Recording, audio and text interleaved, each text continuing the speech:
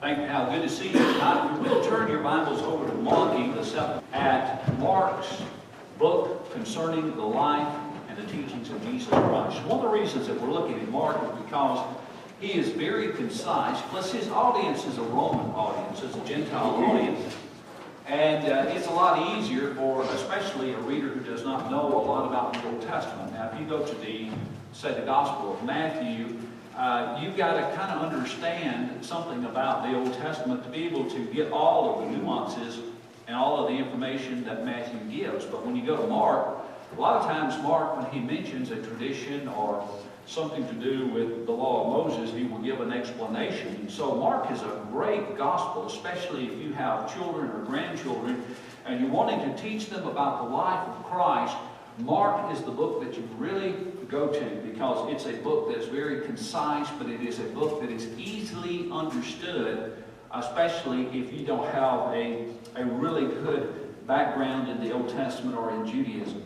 Now, we have been looking at the ministry of Jesus, and he has been walking around the area of Galilee. He has crossed the Sea of Galilee a number of times. He has been in Capernaum, Decapolis, and other areas. And now he is up in a northern area that is known as Tyre. You remember that Tyre and Sidon are mentioned in the book of Acts. You remember the incident that occurred, I believe it is in Acts, the 13th chapter, where Herod is going to make a speech, and the people from Tyre and Sidon came down to Herod, which is in Galilee, and they were wanting to appease him. You remember he was wearing this gold suit that he had made, and he was standing with the sun glistening on him, and they were really wanting to impress him and to make them think that they really favor him. And Luke tells us why. Luke says because it was from the area of Galilee that they got their vegetables. And they were fed from this area. Tyre and Sidon are an area where it's a lot of rocks.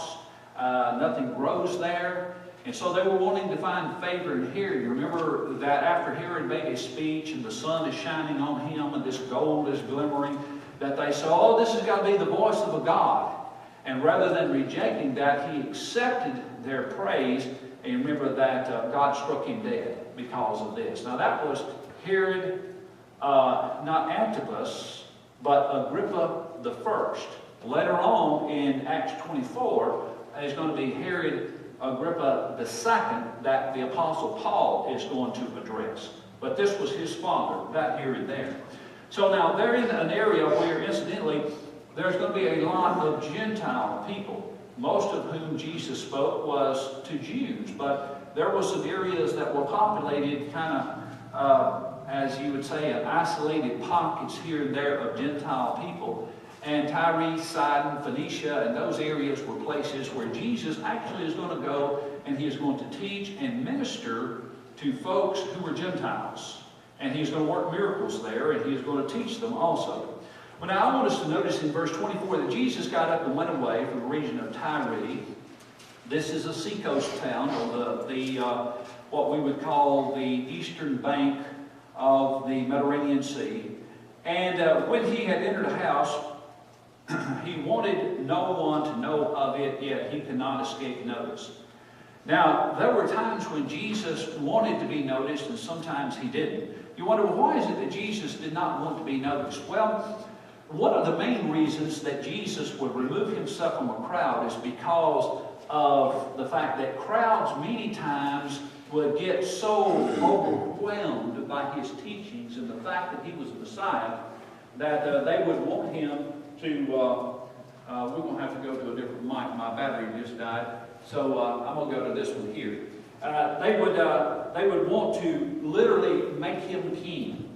And because of this, there were times when Jesus would realize this, and he would withdraw from them. This is what had happened earlier whenever Jesus had fed the 5,000.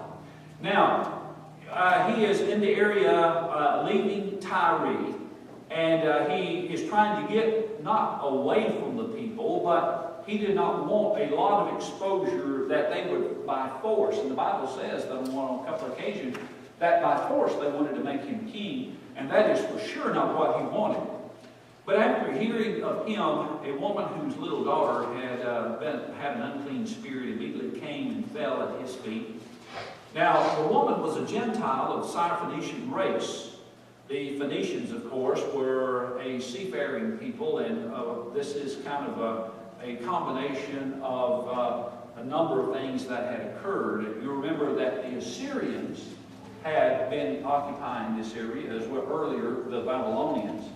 And every time there was an occupation, whether it be the Assyrians, whether it be the Babylonians, they would always take families and transplant them out of their area and from the area that we call the Holy Land, people from there, and move them over to another area. And in so doing, they would develop different races. And so this woman now was Syrophoenician. She was kind of a combination of several people. She wasn't a Jew, she was a Gentile. And she kept asking him to cast the demon out of her daughter. Now, here is Jesus. He's in an area where it's predominantly Gentile. There were these pockets of places where there were Gentiles. And as Jesus is going about, this woman is constantly there. Her problem is she has a daughter that has got an unclean spirit. At this time, there seems to have been an increase in the demonic activity at the time that Christ came to the earth. Now, there has always been a degree of demonic activity all the way through the Old Testament.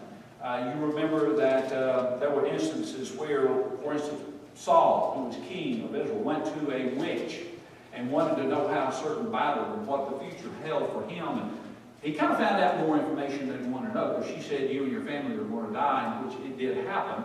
And there's been these pockets that has occurred, but as you come to the time of Christ, this activity has increased. Remember, there was the man who had legion in him.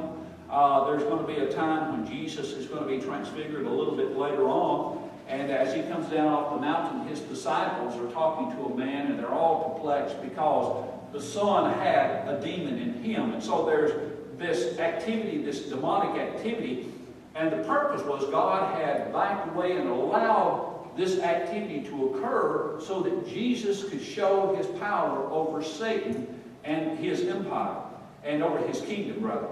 And so now, this woman has this child, this little daughter, who has this spirit in her, this unclean spirit it is called. And this is a spirit in which it takes control of her. A number of years ago, you remember that there was a movie that came out, was called The Exorcist. You remember that movie? It created quite a stir in the religious world. That the Christianity kind of stepped back and looked at this activity, because this has been something that had not really been discussed in several generations. And now you had this idea, well, you know, are the demons today? Do we have this type of activity where a demon can take over, this spirit can take over an individual's life without their consent? Obviously, it is not. Paul addresses this, John in Revelation addresses this, that Jesus has exercised control over the demonic world. In other words, there's not going to be an instance like this one here where a person is going to be taken control of, like in The Exorcist. Remember that movie? Like that. That's not going to happen. Now, can Satan control us? Absolutely, through sin. Through our will of letting Satan into our life, but he's not going to control us and, you know, make our heads spin around and talk like some monster and things like that. Although this did, to a degree, happen in the first century. Now, the problem is, Jesus was the only one who could cast this demon out of this little girl. And as she's going around begging Jesus to do something, in verse 27, he's saying to her, "Let the children be satisfied first, for it is not good to take the children's bread and throw it to the dogs." Now, Jesus is making reference to a saying, and this was kind of a Hebrew saying, that you didn't do wasteful things. And the concept here is to take the children's food and give it to the dogs. You know, today we kind of use dogs that way. We said, the world is gone to the dog. We talk about being tired as a dog. You know, and so this is not a new type of syntax. I mean, we today understand what he's referring to because we use dogs in the same sense. And Jesus said, in essence, that I first should help the Jews before I help the Gentiles. Now, I want you to notice how she answers. And she said to him in verse 28, yes, Lord, but even the dogs under the table feed on the children's crumbs. Now, the dog that he used is kind of a yard dog. He's kind of, you know, like the big old just dog like you have outside. You go over to Johnny's house, he's got the big red. He comes out there to meet you. He's a big old red Irish setter. And he's not a house dog. He's a yard dog. But when Jesus said that, he referred to that kind of dog. But the woman said, you're right, but remember the dogs, and the dog she uses is the little Sophie type dogs, the little pet dogs that we would call lap dogs. She refers to that kind of dog, and she says for the little dog eat from the crumbs of the children that fall from the table. In other words, she's saying, I'm not asking you to be waiting, I just want a crumb. That's all I'm, just throw me a crumb. That's all I'm wanting. And the Lord now is really going to be kind of surprised by what she says, because he says, because of this answer, go, the demon has gone out of your daughter. You ever wondered, did Jesus have to be present for a miracle to take place? Well, on several occasions, Jesus healed people long distance. And again, this is the same thing is true here. A man occasionally asked Jesus to help him concerning his daughter, and as they were going back to his house, they met the man and said, don't trouble the master anymore, for your daughter is dead. And he said, well, she's not dead yet. You know, well, let's go. She's just asleep. And there was another occasion which the man was a military man. And he said, Lord, I understand what authority is. For I, too, am a man of authority. I tell a soldier to go, he goes. If I tell him to come to me, he comes to me. And all you've got to do is just say the word. See, that's pretty good faith right there. You didn't have to come to me. He said, just say the word, and it will happen. And this is the same thing here. Jesus was going to cast out this demon, and he doesn't even have to go. He says, go, for the demon has gone out of her. And going back to her home, she found the child lying on the bed, and the demon had left. Now, again, he went out from the region of Tyre, and he came through Sidon to the Sea of Galilee within the region of Decapolis. He's moving now east and south back toward the Sea of Galilee. And they brought to him one who was deaf and spoke with difficulty, and they implored him to lay hands on him. And Jesus took him aside from the crowd by himself and put his fingers in his ears. And after spitting, he touched the tongue with the saliva. And looking up to heaven with a deep sigh, he said unto him, be opened. And his ears were opened, and the impediment of his tongue was removed, and he began to speak plainly. And he gave orders not to tell anyone, but the more he ordered them, the more widely they continued to proclaim it. Now, this is kind of an unusual request that Jesus is going to work a miracle and then tell the people, don't go and spread this around. You ever wondered why he did that? Well, you got to remember, where is he? He's in an area where there's a lot of Gentiles. And Jesus did not want them to miss the point. The point was not the miracles, the point was the teaching. And he did not want them to go around and spread the miracles to the point that they were willing to run roughshod over the miracles, run roughshod over the teachings, and not get the teachings trying to get to the miracles. And there were times when Jesus would say, I'm going to do the miracle, but I really don't want you to tell it. But the more he did, the more they would proclaim it. And they were utterly astonished, saying, he has done all things well. He makes even the deaf to hear and the mute to speak. Now again, this is the Gentile pocket where he is that is making this reference. Now in those days, in chapter 8, verse 1, when there was again a large crowd and they had nothing to eat, Jesus called his disciples and said to them, I feel compassion for the people because they have remained with me now 3 days and have nothing to eat. If I send them away hungry to their homes, they will faint on the way, and some of them have come from a great distance. Now, they were in an area that didn't have restaurants. And at that time, there weren't a lot of restaurants, places to eat. There were marketplaces that you might go and buy bread or to some limited degree prepared food. But they're out kind of in the boonies where they are. They're kind of out where there's nothing. And Jesus says, now they've been with me for 3 days, and they haven't had anything to eat out here. They probably took some bread with them, but it was now exhausted. There wasn't any.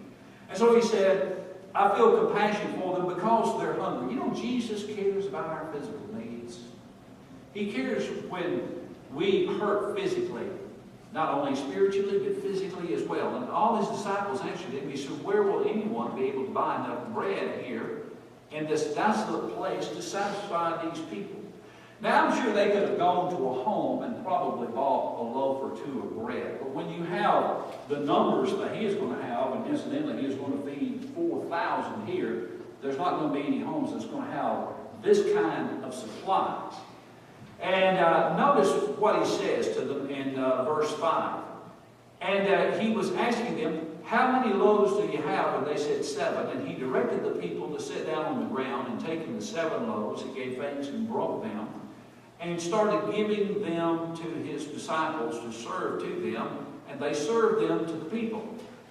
They also had a few small fish, and after they had blessed them, he ordered these to be served as well. And they ate and were astonished, and they picked up 7 large baskets full of what was left over of the broken pieces. About 4,000 were there, and he sent them away. Now, again, there are those who try to explain away this miracle and say that, well, Jesus really didn't have loaves and fish. He actually was teaching them, and they were filled. This is metaphorically saying that they were filled with his teachings. Well, what about 7 baskets of food? Where did that come from? You see, it's just like back over about the 5,000. They had baskets of food left over. Well, again, if it's just they're speaking metaphorically, well then where did they get the baskets of food? And so Jesus literally did perform this miracle. And there were 4,000 that were there. If you take into account that in that day they probably were numbering just 4,000 men. If you added a woman and at least one child, you get 8, 10, 12,000 people that Jesus is going to work this miracle to feed. And so there were a lot of it. Immediately he entered into a boat with his disciples and came to the district of Dalmathenu. The Pharisees came out and began to argue with him, seeking from him a sign from heaven to test him. Now, they've been waiting for him. You remember, this is kind of a movement that was started earlier, and they've been monitoring the situation. And so they come out and they're seeking a sign of where he's getting the power to do these miracles. Remember, before I'm sure they had said, well, he does these miracles because he's just lucky. It just happened that what he was working the miracle for, like casting out of a demon or the healing of somebody, just dumb luck. It just was healed. And then they said, well, maybe he's doing the miracles, but it's through the power of Satan. You see, they wanted to ascribe Satan to him. And now they come out and they're seeking a sign, wanting to know what is the sign from heaven that you are who you say you are, and what you're doing is from heaven. And sighing deeply in his spirit, he said to them in verse 12, why does this generation seek after a sign? For truly I say to you, that no sign will be given to this generation. You ever wondered why he didn't give them a sign? Well, he had. They were just so blind, they could not see it. You know, I can close my mind to where the evidence and the facts can be there, but I won't see it because I don't want to see it. And that's what was going on here. They did not want to see it. Jesus did not fit the mold. He wasn't the Messiah that they thought was coming. And he left them again and embarked and went away to the other side. Of course, he's referring to going to the other side of the Sea of Galilee. And they had forgotten to take bread. Now, this is kind of an interesting thing that happens here. Now, remember that he has cast out a demon. He has provided food for the 4,000 with the miracle of just a few loaves and fish. And so he is now cornered by the Pharisees, and he has discussed with them. And he gets in the boat and he goes to the other side. Now in verse 15, he was giving orders to them saying, watch out. Beware of the leaven of the Pharisees and the leaven of Herod. Now that's all that he said. He didn't say any more. Well, notice their response. They begin to discuss with one another that the fact that they had no bread. Now, leaven, that is yeast that is used in that day, is an influencing agent. It takes just a little bit of yeast or a little bit of baking powder or baking soda. Baking is kind of an art that is kind of going to the wayside because today we use a lot of self-rising flour, but you still can buy all-purpose and bread flour, and you have to add your own leavening agent to it. And in that day, they had to add a leavening agent. Generally, that leavening agent was yeast. That's what would cause it to rise, like yeast rolls today. And Jesus says, now, beware of the leavening. That is what influences. See, you put just a little bit of yeast. I forgot how much is in one of those little packets, but it's less than, I think it's about half of a teaspoon. It's not that very much, or maybe a quarter of an ounce, maybe if I remember correctly. It's about a quarter of an ounce that'll go into like 3 or 4 cups of flour. Well, see, it has a tremendous influence. And he says, now beware of the influence of the Pharisees and Herod. Now, if you go over to, I believe it is Matthew chapter 16, it's the same story, but over there he talks about beware of the leavening agency, the yeast, that influence of the Pharisees and Sadducees. Why did he mention Herod here? Well, remember, who is his audience? Roman people. They wouldn't know that much about Pharisees, but they would know about Herod. Because Herod was one that was taught in their schools, and they would have understood that. Also, another thing is you have a number of sects within the Jewish population itself. You have, of course, the Pharisees. The Pharisees were the ones who were in control of the scribes and the writings and the recording of the scriptures. They were kind of the lawyers. And a Pharisee basically was a fellow who got ahead by hard work. The Sadducees was another group, and the Sadducees, you were born a Sadducee or not. The Sadducees were the ones who were in charge of the temple. You talk about in the Levites, you have the priest, the high priest, and those people. They were the Sadducees. One of the chief differences between the Pharisees and the Sadducees, the Pharisees were self-made, where the Sadducees, you were born to be one. It was bloodline. It was pedigree, in other words. And the chief doctrinal difference of them was the Sadducees did not believe in a resurrection, whereas the Pharisees did believe in a life after death. Remember, it was the Sadducees that came to Jesus and proposed the question about the brothers, and they all were married to the same woman, and then in the resurrection, who was going to be the wife since they had all been married to her. And you see, it was not the Pharisees, but the Sadducees who brought up that issue. There was a third group, and the third group was kind of an outcropping of the Pharisees, and they were called the Herodians. And the Herodians, so you had Sadducees, Pharisees, Herodians. And now Jesus could be referring not only to the Sadducees and the Pharisees, but as well the Herodians, who were Pharisees that kind of ascribed to the doctrines and kind of favored and dealt to the needs of their king, Herod. So it could be referring to him as well. But the point is, Jesus is saying, be careful of these influences, like the Pharisees, the leaven that is their influence. And they begin to discuss this because at first, what was their thought? He's talking about bread. We don't have any bread with us. Well, he wasn't talking about bread. Sometimes Jesus would just say just enough for them to kind of think about what was going on. And that's all he wanted to give them. He didn't want to give them the full-blown information because he wanted them to study on these things. And Jesus, aware of this, said to them, Why do you discuss the fact that you have no bread? Do you not yet see and understand? Do you have a hardened heart? Having eyes you do not see, having ears do you not hear, and do you not remember? When I broke the 5 loaves for the 5,000, how many baskets full of broken pieces you picked up? And they said to him, 12. When I broke the 7 for the 4,000, how many large baskets of broken pieces did you pick up? And they said to him, 7. And he said to them, do you not yet understand? They didn't get the point. You see, here they were right with Jesus, and they still didn't get it. And the point for the 4,000 and the 5,000 and the miracles was not only to help these people, but to show who he was. They were asking for a sign from heaven, and I'm sure his disciples turned to look at it and says, yeah, give him a sign. We'd like to see it too. And Jesus says, I've been giving you signs.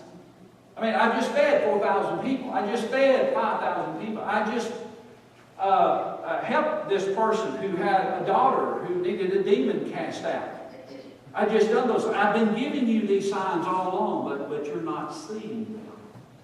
And they came to Bethsaida, and they brought a blind man to Jesus and implored him to touch him. And this is kind of an interesting time when this particular miracle is going to occur, and it connects to what Jesus has been discussing beginning in verse 14. Because I want you to notice what happens. This right here is one of the most unusual, most unique situations where Jesus performs a miracle. And they brought a blind man to Jesus and implored him to touch him. And taking the blind man by the hand, they brought him out of the village, and after spitting on his eyes and laying hands on him, he says, do you see? And he said, and he looked up and he said, I see men, and I see them like trees walking around. Then again, he laid hands on his eyes, and he looked intently and was restored and began to see everything clearly. And he sent him away to his home and said, do not even enter the village. In other words, he didn't want this blind man to even go and let them know that he was there. But why a 2-part miracle? You notice what happened here?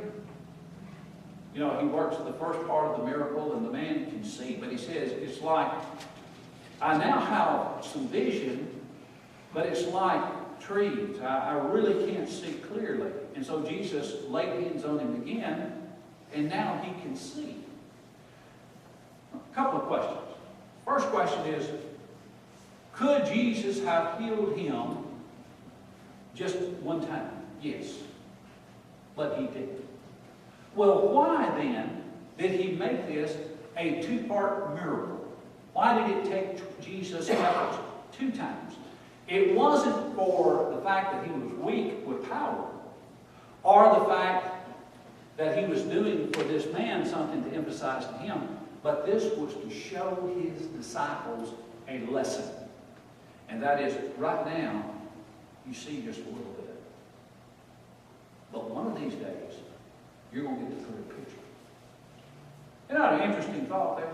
Jesus is, the reason he works this miracle this way is a lesson, an object lesson to teach his disciples. Right now, you're just catching bits and pieces. You're like that fellow that just sees, but he sees men as trees. You can't see the details. You don't get the full picture.